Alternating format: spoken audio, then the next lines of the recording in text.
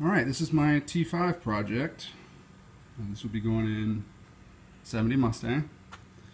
I picked this thing up pretty cheap, 50 bucks. Had a blown out front cluster bearing.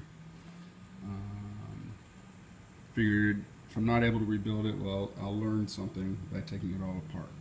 But it looks like I'll be able to rebuild it. So give it some new bearings and new input shaft support, input shaft bearing support, and a new input shaft, and the synchro keys. We'll need new ones of those. Other than that, the rest of this thing looks great. The synchros look great. The bearings, other than that one that's blown out, looks pretty good. I might get a new cluster gear just because of the way that front bearing was completely blown out, and it looks like it had some wear on that mesh.